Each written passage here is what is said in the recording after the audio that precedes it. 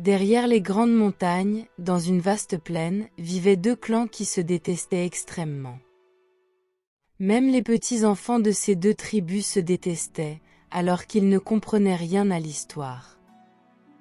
Au cœur de ce conflit ancestral, se trouvaient deux communautés rivales, d'une partie les cultivateurs, qui labouraient la terre avec soin, et de l'autre côté, les éleveurs, dont les troupeaux de bétail parcouraient librement les pâturages.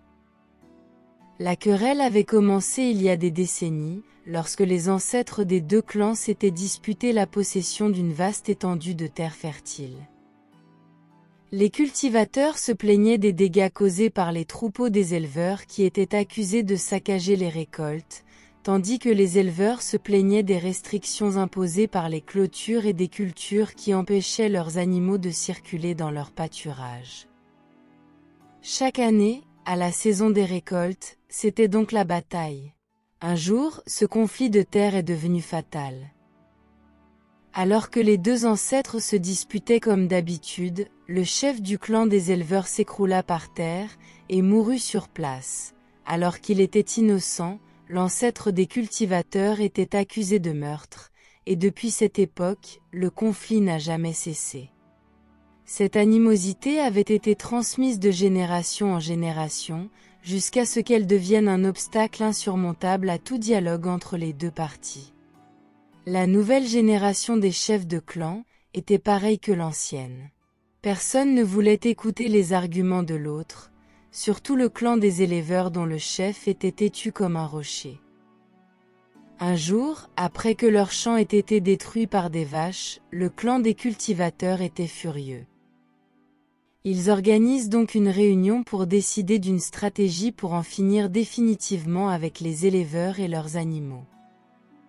Lors de la réunion, le chef des cultivateurs désigna Annie, sa magnifique jeune fille, pour une mission d'espionnage au sein du clan des éleveurs. Tout le monde à la réunion était d'accord avec cette mission.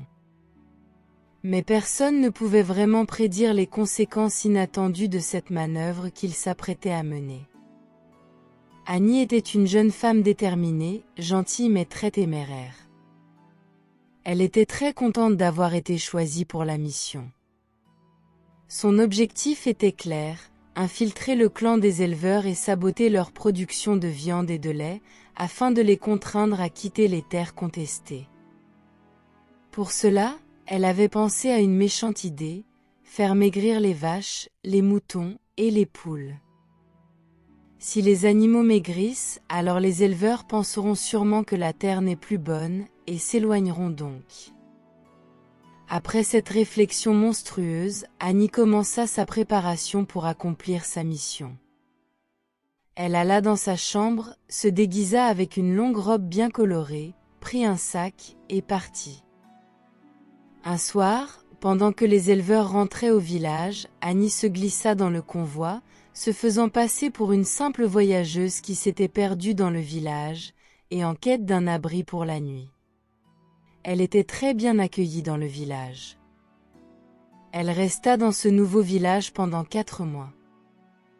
Rapidement, elle gagna la confiance des membres du clan. Elle aidait des vieilles dames avec leur lessive, jouait avec les enfants du village, cultivait un potager dont elle offrait les fruits aux villageois. Bientôt, le chef du clan lui accorda toute sa confiance, et Annie fut chargée de fournir de la nourriture et de l'eau au bétail tous les soirs. C'était donc l'occasion de déclencher l'exécution de son plan perfide.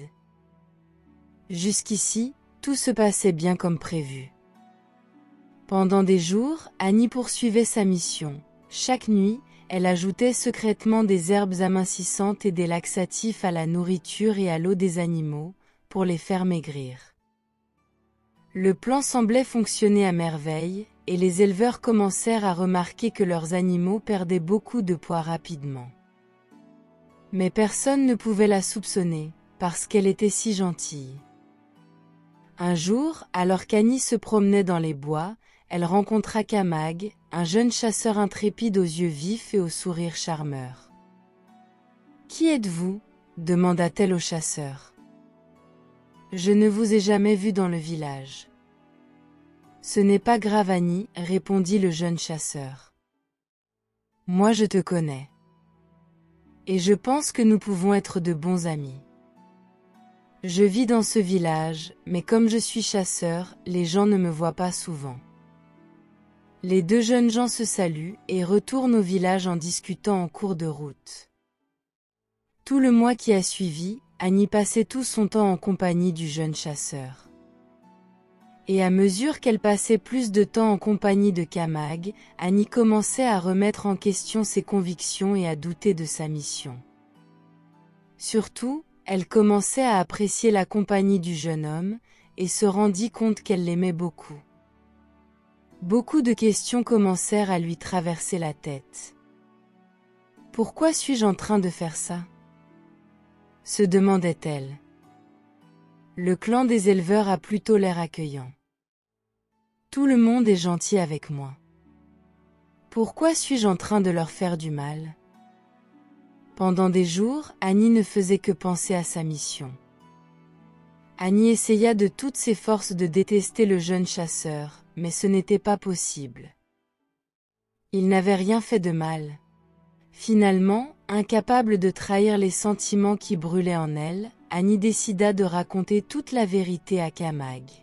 « S'il te plaît Camag, dit-elle.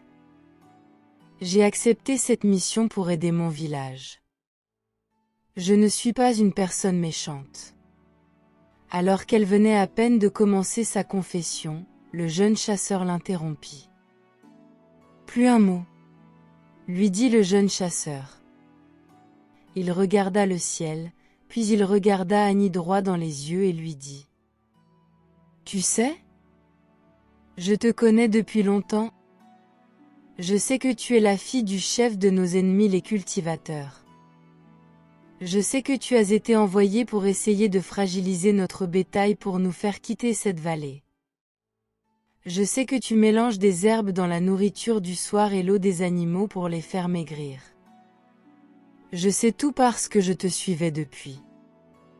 Quand je partais pour la chasse, je passais tous les soirs dans votre village.